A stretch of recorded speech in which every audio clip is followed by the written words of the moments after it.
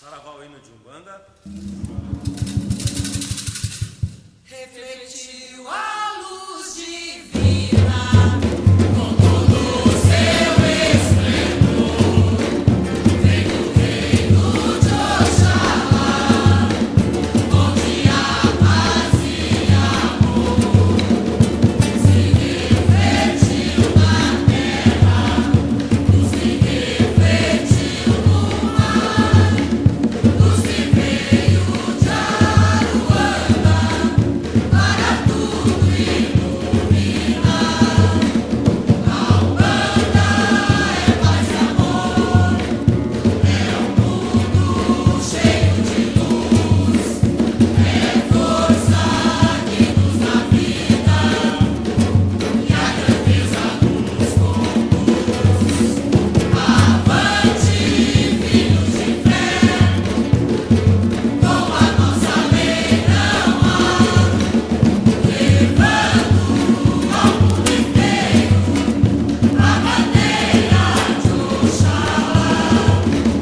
Levando ao mundo inteiro a bandeira de Oxalá. Refletiu a luz divina com todo o seu esplendor.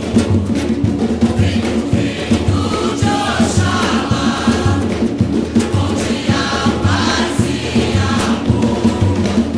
Luz que refletiu na terra. Bem-vindos, irmãos e irmãs em Oxalá, ao nosso programa Papo de Terreiro, uma mesa redonda sobre amor e espiritualidade. Aqui quem vos fala é Michel, médium bandista de Campo Grande, Mato Grosso do Sul. Estou aqui com Xisto Júnior e o sacerdote de Umbanda, Ramon Turbaliterno. Bom dia, pessoal. Bom dia, Michel. Bom dia, Xisto. Bom dia a todos, sejam todos muito bem-vindos. Se você estiver nos escutando à noite, boa noite também. Ok. Amigos, o nosso programa de hoje se pauta em Allan Kardec e a codificação do Espiritismo. Primeiramente, eu gostaria de abordar o contexto histórico do qual a codificação foi envolvida. Nós sabemos que a França, no final do século XVIII, ela estava passando por graves problemas de pobreza, né? As pessoas, os cidadãos franceses, passavam por vários problemas. E a revolta dos cidadãos franceses culminou com a Revolução Francesa, onde então a monarquia foi deposta e uma democracia foi colocada no seu lugar. O lema da Revolução Francesa era liberdade, igualdade e fraternidade. Nós sabemos que a Revolução Francesa ela não conseguiu implementar esses temas de cara. Então, em 1795, toma o poder Napoleão Bonaparte. Ele foi indicado pela população francesa e nós sabemos que Napoleão era um general francês e que depois ele tentou expandir o seu império e deu no que deu, né? Não conseguiu. Em 1804, nasce Allan Kardec, Hippolyte Léon Denisard Rivel. Ele viveu 65 anos.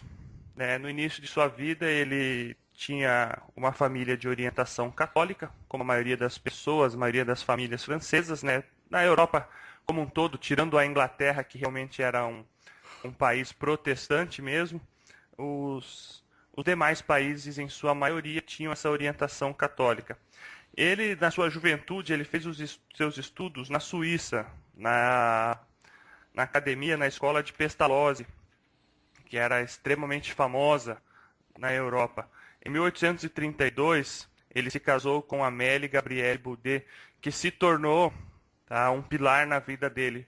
Que no final da vida dele, quando ele comenta a codificação, ele fala que a esposa dele em momento nenhum deixou ele, né? E nós temos ideia do quanto ele foi atacado não só pelos homens, quanto pela espiritualidade, pelo processo de codificação do espiritismo.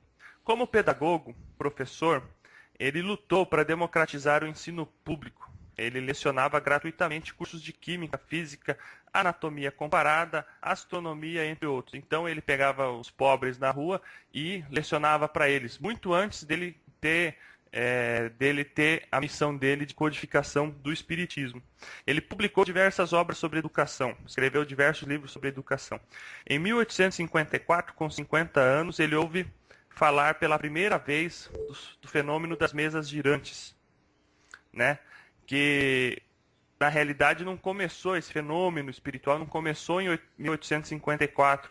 Em 1848, nos Estados Unidos, as irmãs Fox, elas estabeleciam uma comunicação espiritual. Eram 3 irmãs médiums que diziam possibilitar os espíritos a se manifestarem através de batidas, tipologia. E depois disso, elas ficaram famosas, esse fenômeno se estendeu aí também pela Europa, e em 1854, Allan Kardec teve acesso, então, pela primeira vez aos fenômenos das mesas girantes. Ramon, você poderia falar sobre um pouco mais sobre isso para nós? Posso sim. Kardec era um estudioso, um cientista. Então, quando ele foi chamado a ver aquele fenômeno das mesas girantes, ele no primeiro instante foi questionando o que estava acontecendo. E ele percebeu que atrás daquele fenômeno tinham consciências, eram seres que estavam se comunicando. E foi uma forma com que a espiritualidade teve de trazer as informações que são necessárias para nosso desenvolvimento espiritual.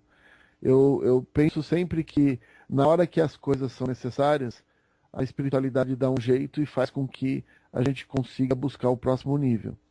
Quando Kardec se deparou com esse processo, ele percebeu que existiam seres ali e esses seres estavam se comunicando. A partir daí, ele começou a ter uma aproximação maior com esse processo. E até o ponto onde ele mesmo foi avisado da missão dele. A gente hoje trabalha com Kardec como se a coisa já estivesse toda pronta, que ele já soubesse tudo o que teria acontecer e aí ele fez a codificação. Mas o que a maioria das pessoas não imagina é que num determinado momento a mensagem veio para o próprio Kardec, tá?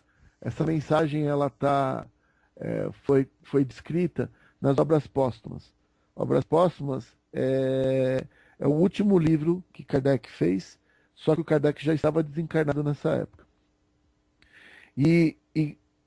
Então as próprias mesas girantes fizeram com que Kardec percebesse a missão que ele tinha de trazer as informações para o mais alto, tá?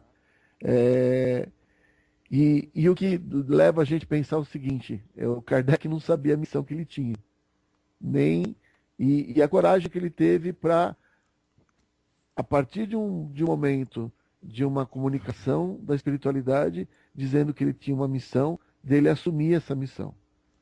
É muito interessante a gente perceber que o começo de qualquer missão é complicado, porque a gente não sabe até onde as coisas vão. E o Kardec teve todo esse problema. Hoje é fácil. Hoje você vai lá, pega o livro dos espíritos, livro dos médiuns, e tem base para uma série de coisas. Na época do Kardec, não era bem assim. Inclusive, ele teve que criar uma técnica para poder dar veracidade naquilo que estava recebendo. Como ele poderia crivar uma coisas que eram avançadas para a época, sabendo que ele não sabia sobre o assunto. Então, a gente tem que imaginar o seguinte, foi uma pauleira. Você ter nas mãos o nível de informação que o Kardec estava tendo e não ter com quem validar, era complicado. Então, o procedimento que o Kardec fez, depois das mesas girantes, porque a coisa teve que se evoluir, né? As mesas girantes, você tem que imaginar que é usado o ectoplasma dos médiuns para que as mesas dê as pancadas. Numa segunda fase, eles começaram a usar o que eles chamam de cestas de bico. São cestas de vime, com bicos de pena na ponta, e ficavam em cima de ardósias. E aí elas escorregavam e o médium também precisava muito menos ectoplasma para movimentar aquilo do que uma mesa, né? Até o momento que o Kardec pediu para os médiuns começarem a tentar psicografar. Nos últimos livros, os médiuns começaram a psicografar, como a gente conhece hoje, né? Pegando uma pena e tendo a psicografia. Então, foi uma evolução até técnica dos espíritos em relação a isso. Primeiro teve as mesas girantes, você imagina a quantidade de ectoplasma para poder fazer aquilo funcionar, né? Depois as mesas de bico, que eram cestinhas de vime, ardósia e uma pena na ponta.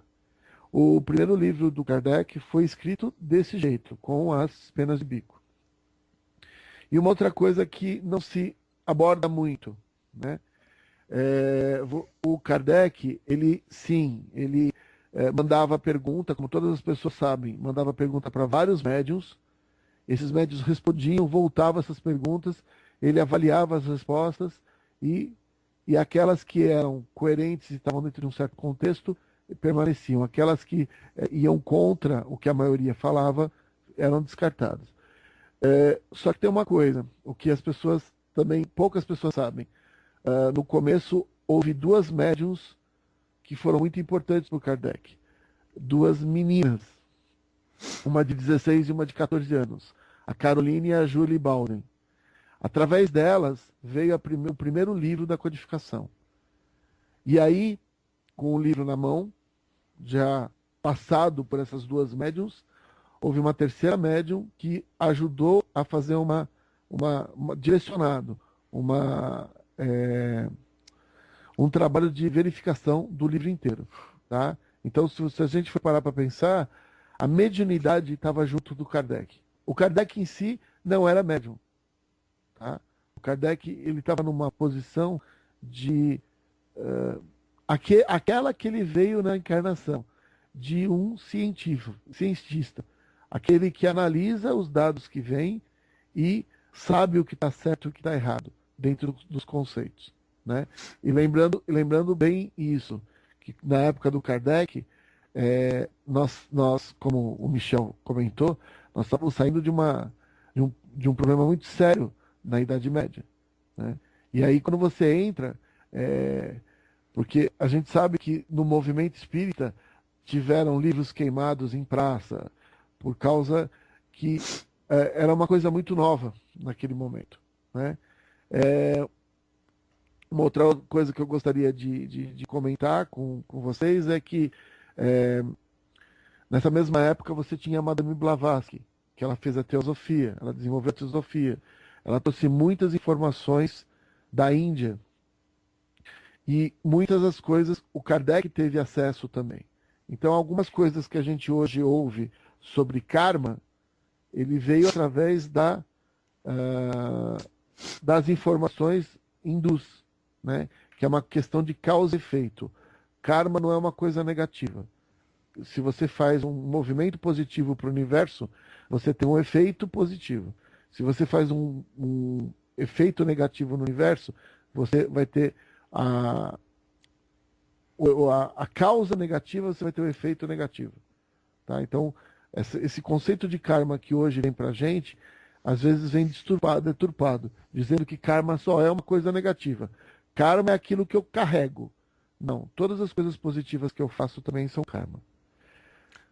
Isso. E nesse contexto, Xisto, da missão de Allan Kardec, nós sabemos a dificuldade que é a gente elaborar qualquer tipo de trabalho que leve a espiritualidade, o amor às pessoas. Você poderia explorar um pouco para nós, Xisto, sobre a questão, né, da dificuldade que Allan Kardec teve, como foi difícil para ele, que nem o Ramon acabou de falar, né, não tinha como provar cientificamente tudo aquilo, e mesmo assim ele levou isso para frente, a codificação do espiritismo. Então, Eu tava estudando, sou especialista, né? Eu tava estudando sobre Kardec essa semana, e aí eu li uma frase dele aqui que é bem legal, que ele fala o seguinte, que ele também não acreditava que uma mesa pudesse fazer o que fazia e que tudo aquilo tava, que ele tava tendo acesso a tudo aquilo. Isso não era comum para ele. Ele não tinha esse desprendimento de olhar para uma mesa e ela se movimentar e ele achar que era um espírito. Aí tem uma frase dele que ele diz assim: Eu crerei quando vir. E quando conseguirem provar-me que uma mesa dispõe de cérebro e nervos e que pode se tornar sonâmbula, até que isso se dê, dê-me a permissão de não enxergar nisto mais do que um conto para provocar sono. Então quer dizer que quando ele diz isso, ele diz o seguinte: ó, eu tô aqui para estudar. Então, e para analisar os fatos, né? Então vocês façam o seguinte: vocês façam o trabalho de vocês que eu faço o meu. Não sei se vocês concordam, É né? isso mesmo, Xisto. É isso mesmo, Xisto. Então Era cético, né? ele tinha Realmente cético. ele tinha uma descrença. A descrença inicial dele é o que conseguiu com que ele levasse o trabalho até o fim. Porque Kardec nunca chegou pro médium, bateu no ombrinho do médium e falou assim: Nossa, que mediunidade linda que você tem. Você entendeu? Ele nunca fez isso. Ele simplesmente chegava e falava assim: Então, tudo bem, estamos daqui, vamos começar. Né? Sem dizer nada, sem dizer pro médium que ele era XYZ, né? Para você ter uma ideia, Kardec ele viajou a França inteira participando de várias reuniões e sem nunca elogiar, nunca levantar o médium, o ego do médium. Ele só queria saber quem era que estava comunicando e não em quem estava sendo comunicado. Então, Kardec, essa descrença inicial dele é que possibilitou que ele não se envaidecesse e conseguisse chegar ao trabalho dele até o final, num momento muito difícil da Europa, num momento muito difícil para toda a nação francesa. Então ele segurou muito a onda dele para poder fazer esse trabalho até o fim, viu? Não foi muito fácil, não. Sem contar também que você pensa comigo, o Ramon também vai poder falar melhor. Eu tenho uma menina de 16 e uma menina de 14 anos que são médios, né? Que vão me ajudar. Então ele pensou assim: pô, eu posso usar essas meninas para me ajudar. Mas pela cabeça dele também se passava: pô, mas são crianças. Uma tem 16 e outra tem 14 anos, né? É. Será que elas não estão sofrendo também com esse tipo de abalo? Esse abalo energético ou esse abalo mediúnico? O que eu posso fazer para ajudar essas crianças, né? O que eu posso fazer para minimizar o sofrimento delas? Até que ele Puxa. se depara que ele não pode fazer nada, né? Mas o Xisto está com a razão, porque as irmãs Fox elas foram muito assediadas lá nos Estados Unidos. Inclusive, o Kardec fez de propósito de não levantar muito o nome dessas duas médiums. Elas tiveram uma vida tranquila por causa disso. Mas a gente que fez a gente que pesquisa, a gente sabe, e a gente que vive espiritualidade sabe que informação de alto nível vem dos mentores. Sim, Aqui na Terra, a gente tem acesso restrito a informações. Muita coisa que a gente chega a nós, chega através dos mentores. E uma coisa que eu gostaria de deixar, eu acho que dos maiores pontos que Kardec deixou para a gente foi, primeiro, ele entender que ele tinha uma missão e ele teve que abraçar essa missão, né? Segundo, é que como a gente pode receber informações da espiritualidade e crivar essas informações quando a gente não conhece a matéria. Porque foi isso que aconteceu com o Kardec. O Kardec não era um espiritualista. O Kardec não acreditava em nada dessas coisas, como o Xisto acabou de falar. Então, existe técnica para fazer isso e o Kardec foi uma das pessoas que mostrou para a gente. Se tem uma entidade na sua frente te passando informação, é responsabilidade sua saber se aquela informação que está vindo para você é coerente ou não. Aí entra na questão da fé raciocinada, né, Ramon? Fé raciocinada. Então eu acho, pessoal, que assim, a gente fala de Kardec como se tivesse tudo pronto. E não, ele era humano, ele era que nem eu e você. Como assim, Ramon? Ele era que nem eu e você, tinha as dúvidas. Ele se chamava Allan Kardec. Na época, tanto é que teve que ter outro nome. E a história desse nome também é muito legal, né? Sim, As pessoas acham assim que o Kardec chegou um dia e falou assim: Ah, tô aqui escrevendo um livro. Eu sou muito conhecido no mundo científico aqui da França. Se eu for falar de espiritismo, for falar de comunicação de espíritos, meu nome vai cair por terra como cientista. Vou escrever aqui Allan Kardec. Foi assim, não, gente. O Allan Kardec, esse pseudônimo dele, ele foi dito a ele por um espírito, o amigo dele. um espírito que se comunicava, que se autodenominava Z, né? Zeus, X, alguma coisa assim. E falou pra ele, ó, a gente viveu junto aí um tempo atrás aí na Galias, lá nas Galícias, né? Uma existência interior sua aí, e você chamava Allan, eu te chamava de Allan Kardec, né?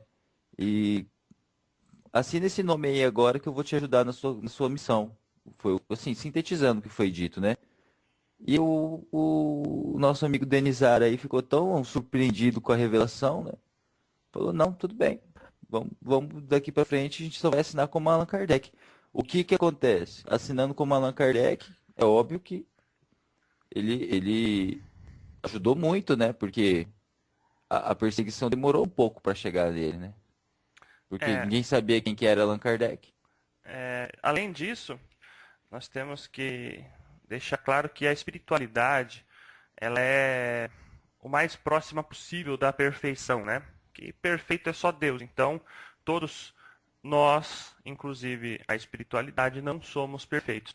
Mas quando um grande plano como esse, que é o plano da codificação do espiritismo, ele vem do plano astral para o plano material, vejam bem como foi que a espiritualidade ela agiu para que pudesse a mensagem ser codificada para os seres humanos de uma forma coerente, de uma forma que tecnicamente, de forma acadêmica, pudesse ser aceita pelas pessoas. Allan Kardec era um cientista, professor, pesquisador, e além disso, nós tivemos o caso das duas médiums, as irmãs Browning, com 16 e 14 anos. Nós temos que pensar que Jesus Cristo disse, né, deixai vir a mim as criancinhas, porque delas é o reino dos céus, os puros de coração. Essas adolescentes com 16 e 14 anos, elas tinham muito menos influência da sociedade na sua personalidade. Então, provavelmente, a comunicação astral ela vinha mais pura, mais cristalina através da mediunidade delas. O que você acha disso, Ramon? É verdade, e se vocês quiserem se aprofundar, nas obras póstumas eles têm narrativas disso. O Kardec comenta que enquanto as meninas estavam com as mesas, com as Sextas. cestas de bico, elas falavam amenidades, elas contavam o dia delas. Enquanto elas estavam ali contando o dia delas para o Kardec, a mesa de bico estava trabalhando e trazendo informação de alto nível técnico espiritual. E aí que está a condição do Kardec perceber que as meninas não tinham condição de simular isso. Tá? Então, a gente tem que entender uma coisa, pessoal. Conosco mesmo acontece. Várias pessoas chegam para mim e perguntam assim, mas como é que eu sei que aquela pessoa, aquela entidade que está atendendo, ela está falando a verdade? Primeira coisa que você tem que imaginar. Você tem que crivar o que vem para você. Mas, Ramon, eu estou passando por um problema sério e mesmo assim eu preciso crivar. É aí que você precisa crivar mais. As pessoas acham que nós temos que ter discernimento. Então, o momento que o Kardec teve foi pegar uma coisa de alto nível espiritual e ele teve que crivar aquilo de alguma forma. Tá? E o que aconteceu foi que quem crivou o primeiro livro foi a própria espiritualidade, porque é ele que fez a própria revisão. As duas meninas Bowen, de 14 e 16 anos, ajudaram a escrever e mais tarde uma segunda médium ajudou a fazer a revisão do livro. Isso tudo está escrito no Obras Póstumas, tá? E o que eu acho assim importante as pessoas perceberem é a evolução da espiritualidade, a evolução técnica da espiritualidade só vem da informação dos mentores para a gente. Aqui nós somos podados. Nós temos a carne que não nos deixa ir muito além. Em outras palavras, naquela época precisou de mesas girantes para chamar a atenção do Kardec, precisou das mesas das cestas de bico, e só assim que saiu a codificação. Hoje em dia, nós tivemos Chico Xavier para escrever os livros. Hoje em dia nós temos aí também infelizmente, alguns pseudo-senhores do mundo espiritual encarnados que ditam as regras de baixo para cima, quando na realidade nós sabemos que qualquer religião que envolva o mundo espiritual, as ordens, as determinações vêm justamente ao contrário, vêm de cima para baixo, vêm através do mundo espiritual para cá. Com Kardec não foi diferente. Kardec recebeu orientação dos espíritos de como proceder.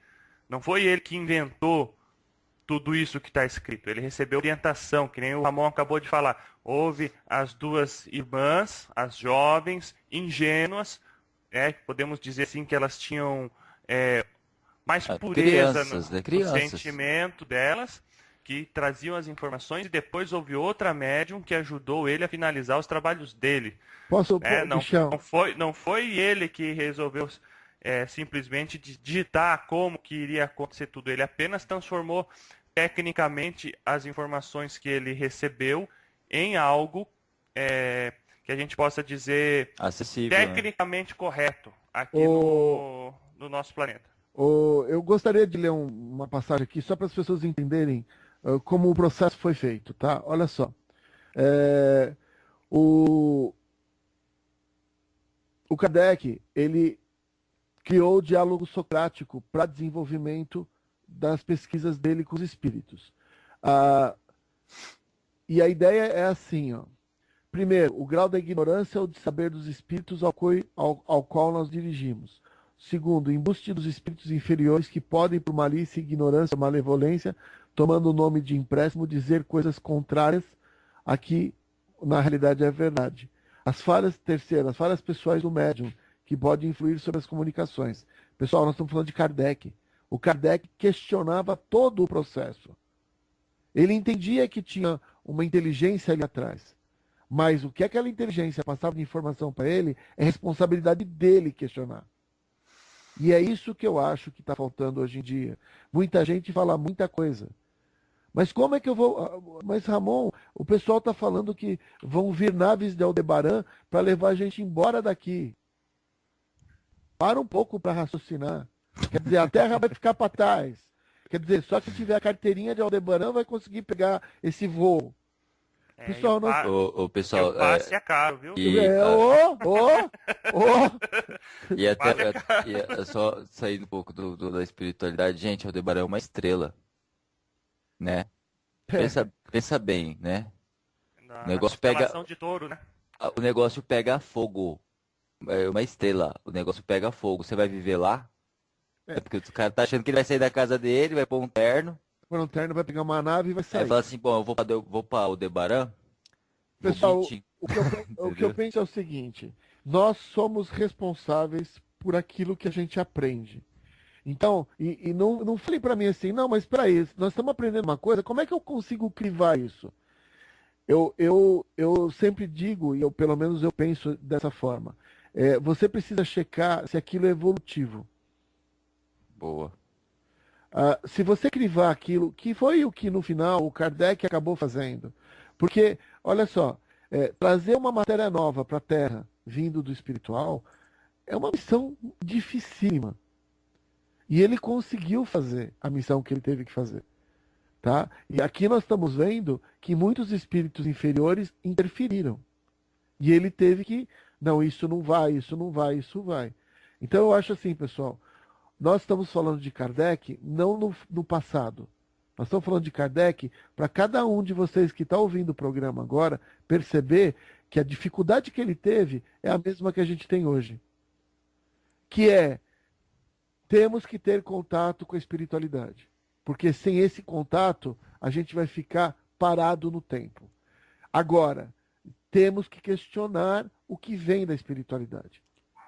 A gente não tem que aceitar o que vem da espiritualidade porque, olha, o espírito XYZ é um espírito de alto nível. Então, o que ele falar, pessoal, nós temos que ter fé raciocinada. E fé raciocinada, que Kardec veio trazer para nos ensinar, é assim, não importa quem esteja falando, importa o que está falando. Se um preto velho nos fala alguma coisa edificante nas palavras simples dele, aquilo tem luz. Se um doutor me falar alguma coisa em palavras pomposas que eu percebo que evolutivamente não é de nível, não é porque ele é doutor que eu vou ouvir o que o cara está falando. Tá, pessoal? Então, é nossa responsabilidade. Vamos deixar o trabalho dos mentores para os mentores. O nosso nós somos seres racionais. A gente precisa entender o que a gente quer da nossa vida, entender que amor e fraternidade é necessário para um trabalho espiritual, e através disso a gente precisa buscar a nossa evolução, que não é só lendo o livro. A gente tem que conversar com os mentores. A gente tem que se aprofundar. Tá, pessoal? É o que vibra no meu peito, é o que eu sinto falta. E quando eu sinto falta, eu vou lá na minha gira, sento do lado do preto velho e converso com ele, converso com o caboclo, converso com o guardião. E quando vêm os seres, os médicos, para passar informação, converso com eles. Porque, pessoal, a gente precisa de informação do espiritual. É inconcebível a gente cortar a nossa relação com a espiritualidade. Tá bom? Só para deixar claro, né? O tema de hoje não é relacionado à Umbanda, mas as pessoas elas têm que compreender que o arquétipo apresentado pelo espírito não significa evolução nem atraso cultural ou espiritual. O caboclo, as pessoas confundem caboclo com índio. Na realidade, caboclo, se nós pegarmos no dicionário, caboclo significa aquele que é simples. Então, quando as entidades elas se manifestam pelo arquétipo, pelo modelo de caboclo, elas se manifestam de uma forma simples para falar para os simples. Porque o próprio Dr. Bezerra de Menezes se apresentava como preto velho e preta velha em terreiros de Umbanda. Ou seja, não adianta ele vir com palavras de médico para falar para pessoas humildes. Ele precisa se expressar de uma forma que a informação seja compreendida por aquele consulente que ali está na frente dele. Então, eles assume uma forma, ele assume um arquétipo de preto velho para falar com simplicidade para a pessoa que está ali. Então, nós temos que compreender que a espiritualidade ela está muito à frente de nós. Tá muito, quando a gente fala muito, séculos à frente de nós. Então, tudo que vem deles, desde que venha através de um terreiro ou de um centro espírita que os médiuns eles tenham uma vida regada em ética, em correção, não se desviem do seu caminho, as informações que chegam são informações boas. Tanto é que o Ramon falou aqui, né, cabe a nós decidirmos, que nem eu li esses dias atrás, aliás, nem vi no programa do Gero Maita, que ele falou assim, tinha um casal de amigos que foi num terreiro lá em São Paulo, né, e disse, não, o terreiro é super famoso, o terreiro é isso, o terreiro é aquilo. Chegando lá, ficaram 5 minutos, foram atendidos e foram embora, com a cara fechada. Aí o Gero perguntou para eles, mas o que foi? Eu cheguei para ser atendida pela entidade, a entidade falou, você veio aqui atrás de um homem, eu vou te dizer que nos próximos 6 meses você vai encontrar o homem da sua vida. Ela virou para a entidade e falou assim, sou casada há 5 anos com o homem da minha vida. E o cara tava do lado dela, o marido. Tava do lado dela. Mas sabe o que é isso aí? Esse aí é o famoso caboclo iê-iê. Que é isso, X? Esse é o caboclo iê-iê. Sabe o iê-iê, né? ele fala assim, não, a mulher é casada. Aí ela chega lá, aí ele fala assim, só pra descontrair um pouco, né? Aí ela chega e fala assim, não, caboclo, mas eu sou casada. Ele fala, ha! Yeah, yeah! Pegadinha do Pegadinha do malandro. malandro. Isso acontece demais, gente. Infelizmente a gente tem que separar médiums que têm consciência do trabalho espiritual que fazem daqueles médiums que vão ali por outra razão. O que eu queria completar, não o que o Xisto falou, porque aí eu não consigo, eu não sou tão engraçado assim, mas eu gostaria de completar o que o Michel falou. As pessoas, eu bato na tecla, nós precisamos estudar É com a verdade. espiritualidade. E eu vou dizer o motivo. O Michel acabou de falar que a espiritualidade está avançada. Só para vocês terem uma noção, eles fazem uma medição. O pessoal que trabalha fora da luz, os filhos do caos, eles tecnologicamente estão 50 anos à nossa frente. Eu estou dizendo que os obsessores, os magos negros, aqueles que a gente tem que enfrentar nos grupos de apometria, nos nossos centros de Umbanda e nos nossos centros espíritas, eles estão 50 anos à nossa frente. Só isso. Você imagina quem tá na luz, né? Não, então, mas eu não cheguei lá, mas é assim, eles estão 50 anos à nossa frente. Isso quer dizer que nós temos que andar atrás, buscar. Graças a Deus, que a luz está há 500 anos à nossa frente. É. Então a luz sempre está mais na frente. Só que por isso que eu digo, não adianta a gente pegar um livro de 200 anos atrás, falando sobre uma matéria, quando que hoje nós temos. Ontem eu estava dando uma palestra e a pessoa perguntou, a pessoa está num centro kardecista, um centro espírita, nos Estados Unidos, e ela está preocupada. Ramon, como é que eu detecto aparelho que foi colocado em mim por mago negro? Mas, Ramon, aparelho não está na codificação.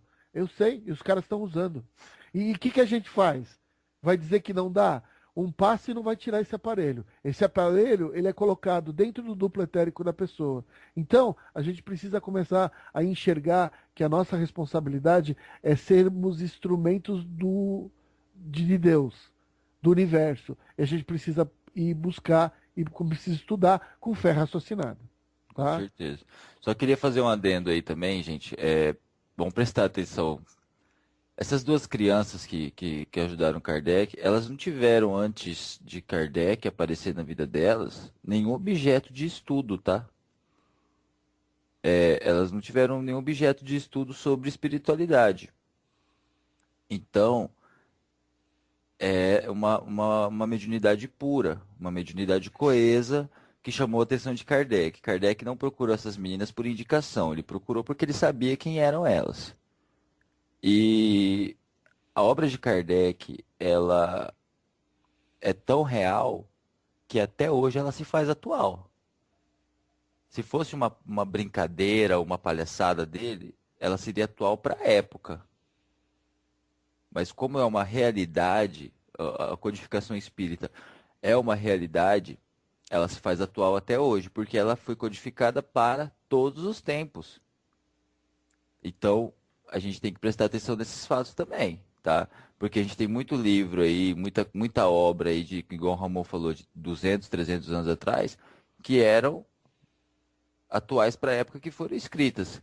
A codificação de Kardec, desde o Livro dos Espíritos até a Gênese, elas são atuais até hoje, tá?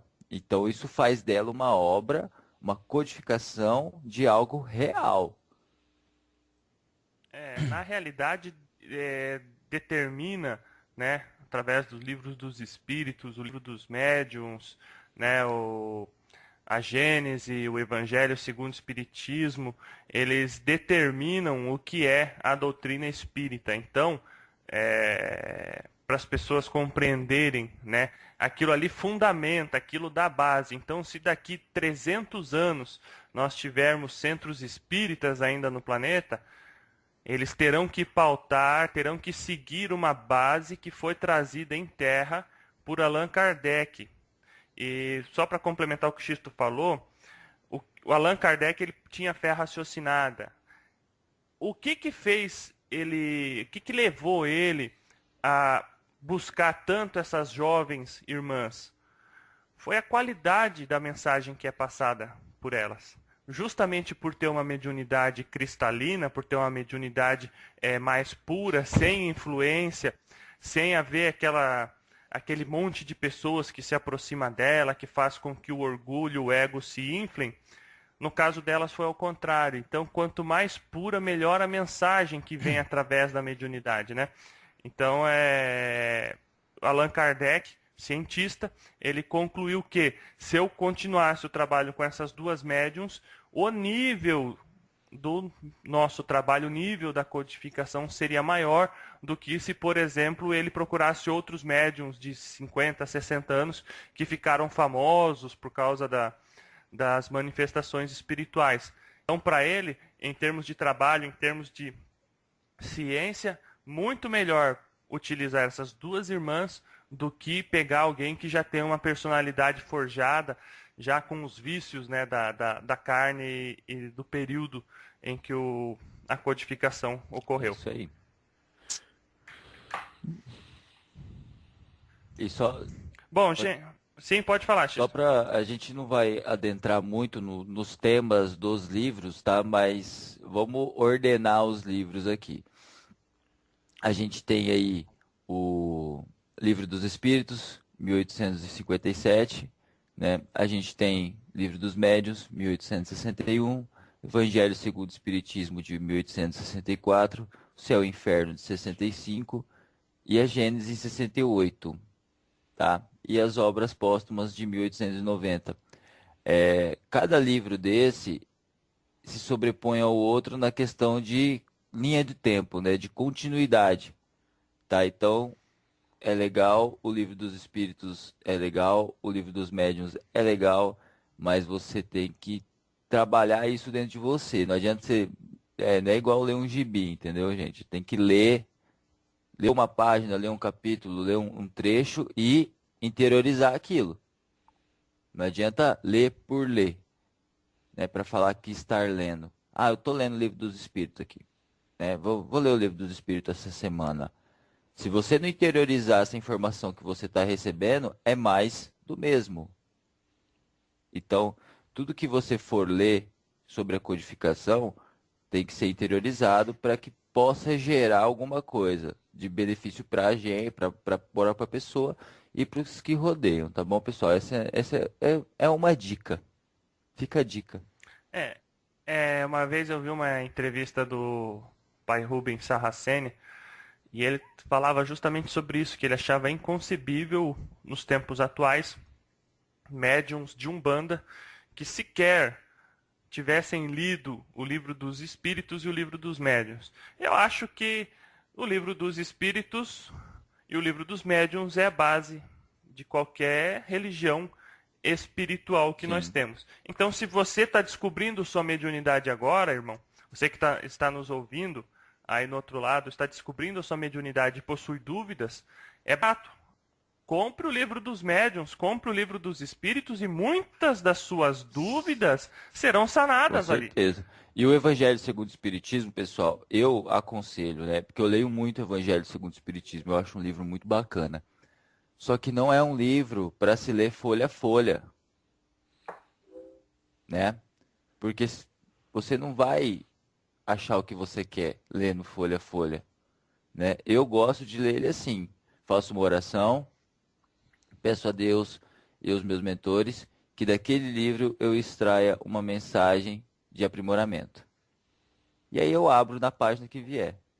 Eu gosto de ler o Evangelho segundo o Espiritismo assim, né? Eu gosto, é uma particularidade minha. Não sei se os irmãos concordam ou se os irmãos fazem o mesmo.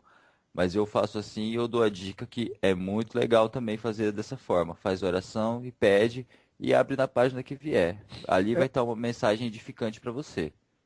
Xisto, na realidade isso é muito bom fazer, porque é o que a intuição da espiritualidade quer que você ouça naquele momento. Justamente. Naquele momento da sua vida é importante. Não adianta você estar lendo se naquele momento da tua vida você precisa ver a última página. E É verdade. normalmente quando a gente é intuído pela espiritualidade acontece isso. O livro cai, fica marcado na última página. Teu filho te entrega para você e fala, ó pai, leia aqui para mim. E está na última página. Então, eles mandam os anjos deles passando para a gente a informação. E essa forma com que a gente faz aí de abrir na página que vier é uma forma que me ajuda muito a trazer informações até para quem está nos ouvindo, né? Porque nessa manhã mesmo eu fiz o mesmo, né? E recebi informações e é assim que a gente trabalha, né? Então a dica é essa, né? Leiam o livro dos Espíritos, o livro dos Médiuns e, se puderem, o Evangelho segundo o Espiritismo. Agora, quando você estiver num nível mais avançado, assim, de espiritualidade, quando você estiver mais espiritualizado, aí você lê a Gênese, o Céu e o Inferno, né, que é uma leitura mais complicadinha. Mas, a princípio, vamos ler o Livro dos Espíritos, o Livro dos Médiuns e o Evangelho segundo o Espiritismo, que é bem bacana. Para quem está ouvindo a gente agora, é bom as pessoas perceberem o seguinte: nós três somos de vertentes diferentes, só que a gente está trabalhando com uma coisa só, que é passar informação para as pessoas. E o que é bom, a gente tem que dividir. E esses livros que nós estamos falando agora são livros da codificação espírita. Mas qualquer médium de Umbanda, qualquer médium de qualquer outra linha, vai agregar muito ao seu desenvolvimento mediúnico a leitura. Porque vai fazer com que a pessoa. Muitas das perguntas, que nem o Xisto falou, muitas das coisas e perguntas que são feitas estão lá respondidas. Então, o que a gente pleiteia é que Deus está em tudo. E a gente tem que pegar as coisas boas. E se o médium no Umbanda virar para mim e falar assim, não, mas espera aí, eu não vou ler o Livro dos Espíritos, porque não é da Umbanda. Eu vou falar para ele, olha, qualquer coisa que vem da luz, eu vou me apegar. Não é porque uma coisa não está dentro da minha linha filosófica que eu não possa ler e nem possa aprender. Então a gente tem que ter a cabeça aberta com a espiritualidade. Assim como os nossos mentores. Todos Com eles têm certeza. várias linhas e nem por causa disso eles falam, eu vou te atender porque eu sou chinês, então vou só atender o chinês. Não é assim que funciona no astral. É verdade. Isso é uma grande verdade. Eu sou um bandista, médium de Umbanda criado em casa espírita. Realizo semanalmente o Evangelho do Lar na minha casa. Acho extremamente edificante, fortalece a proteção astral no ambiente da minha casa, você praticar o Evangelho no lar. Não faço atendimento espiritual em casa. Tem que ficar claro que Evangelho no lar é uma coisa, você fazer incorporação para atendimento de pessoas na sua casa é outra. Isso eu faço quando eu vou ao terreiro. Daí a gente bate a cabeça no altar e o guia espiritual incorpora no nosso aparelho e faz o trabalho de atendimento às pessoas que lá vão em busca de ajuda.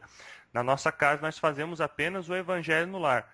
Nós sabemos que existem pessoas que gostam de, além do Evangelho do lar, fazer no caso, o desenvolvimento mediúnico ou até mesmo atendimento de vizinhos e pessoas externas à casa, o que na nossa concepção não é bom, tendo em vista que em nossa casa nós não possuímos a devida estrutura energética, proteção através de uso de elementos, de assentamentos e outros para esse tipo de trabalho. Mas o Evangelho no lar em casa é extremamente edificante e útil. Bem legal. Um detalhe simples é assim, a gente ouve falar da questão de não incorporar em casa, nem na rua, a gente tem que deixar claro que incorporação é uma coisa delicada e precisa ser feita em lugares apropriados. Ou dentro de um centro espírita, ou dentro de uma casa de Umbanda, onde você tem todas as proteções já definidas da própria casa. Se acontece isso de forma desequilibrada, ela vai prejudicar o médium e as pessoas que estão em volta.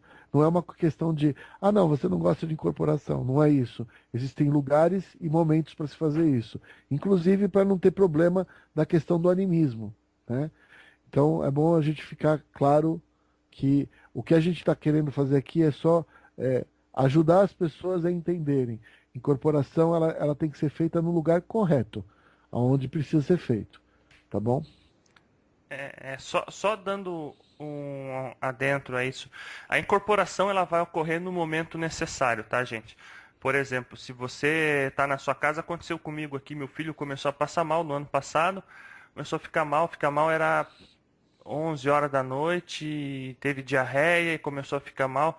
Eu estava dando banho nele depois da diarreia, e em seguida veio, o preto velho encostou, falou assim, vai lá, põe a tua camiseta branca, põe uma bermuda que eu vou descer. O preto velho desceu, benzeu meu filho e pronto, aconteceu. Às vezes o caboclo vem em casa, conversa com a minha esposa no dia do evangelho no lar, mas não é feito atendimento, tá? Assim como a gente teve casos, a mãe do Xisto é minha mãe de santo, minha sacerdote, é quem cuida da minha mediunidade. E ela uma vez trabalhou com o seu beira-mar dentro do hospital, do banheiro do hospital. Então, vai ocorrer, sim, se houver a necessidade, o guia espiritual ele vai descer. O que a gente não pode fazer é estipular quando ele vai descer. Não, eu incorporo em qualquer lugar. Não. A gente não incorpora Mas em qualquer é bom lugar. avisar o pessoal, que você está falando de pessoas que estão se desenvolvendo, são pessoas que já têm equilíbrio mediúnico. O meu comentário está vinculado com pessoas que estão começando no desenvolvimento mediúnico. E essas pessoas que estão começando no desenvolvimento mediúnico, pessoal, vocês têm que ter lugar para fazer, porque vocês precisam, é um treinamento. E por Depois questão que de segurança também, né, Ramon? Então, Porque... só que Sim. assim, eu concordo com o Michel, existem momentos de médiuns desenvolvidos que existe a necessidade no local. Eu também já incorporei dentro de hospital pela necessidade. Só que assim, o médium que está em desenvolvimento, ele é muito mais aberto a receber influências negativas externas de alguém encostar nele e falar, eu sou o seu caboclo, e não é coisa nenhuma. É verdade. Isso Então, aí ocorre com muita frequência. Com muita frequência. Então, quando eu digo que não é para incorporar dentro de casa, ter lugar, eu estou falando com os médios começo de carreira. O pessoal do meio para o final já tem responsabilidade suficiente para saber se é o lugar ou não. Porque também precisa ser questionado. Né? É isso aí. Precisa ser questionado. Mas beleza. Só para deixar alerta para os novatos, para quem está começando agora. Então vamos, considerações finais, irmãos? Vamos nessa. Ficou Quem alguma- começa? Pode começar você, Então Xistovski. tá, é isso aí, pessoal. A gente está aí com esse primeiro programa, vai ser vinculado aí para vocês. A gente está com muita esperança que essa nossa proposta leve informação, leve bons pensamentos para vocês poderem trabalhar, tá? Espero que vocês continuem conosco, não desistam da gente, que a gente não desiste de vocês. E só para descontrair na parte final, cuidado com o caboclo. Tá bom, pessoal? Fica a dica aí.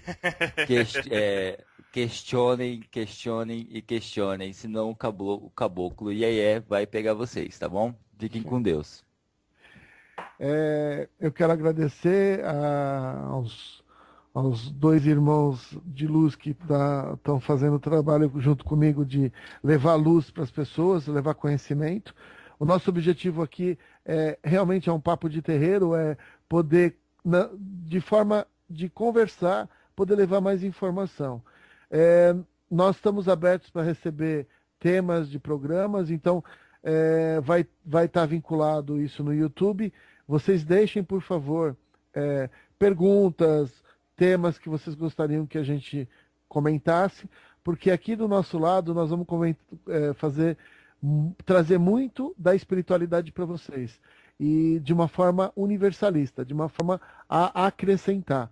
Esse é o nosso objetivo. Por isso que a gente está trazendo hoje o programa sobre o Kardec, né, o início do Espiritismo.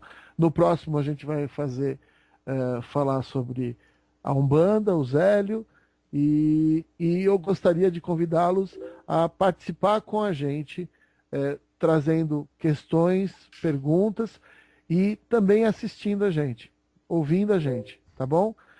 Muita luz, muita paz e que saibam que é muito importante vocês trabalharem na luz, porque a gente precisa de ajuda de todos. Se um dia nós queremos que a nossa terra se sutilize, nós precisamos começar agora, fazendo cada um o seu trabalho de formiguinha, mas o trabalho de ajuda ao próximo, com amor e fraternidade. É isso aí. Muita luz. Bom, irmãos, eu gostaria de agradecer a Deus primeiro, né, por ter permitido, ter iluminado tanto a nossa vida, ter conhecido o Ramon e o Xisto já. O Xisto já é amigo meu há mais tempo, já é amigo há 10 anos aqui em Campo Grande. O Ramon conheço já tem uns 3 anos. Nossa labuta de escrever textos, né, no Facebook e compartilhar com as pessoas. Quero convidá-los, irmãos, a curtirem a página do Ramon, o Eterno Aprendiz Espiritual, no Facebook. O nosso grupo Umbanda Brasil no Facebook. A página desse programa, que é o programa Papo de Terreiro, que em breve, muito em breve, vai estar no ar. Inclusive, o programa vai ser compartilhado lá também. No nosso canal do YouTube, gostaria de desejar a todos uma ótima semana. Gostaria de pedir que Oxalá abençoasse cada um de vocês. Na semana que vem, nós estaremos voltando com o tema Zélio de Moraes, o advento do Caboclo das Sete Encruzilhadas, para fundamentar Espiritismo e Umbanda. E a partir de então, nós iremos tratar dos assuntos mais diversos do nosso programa. Fiquem com Deus, que Oxalá abençoe a todos. Um abraço. Valeu!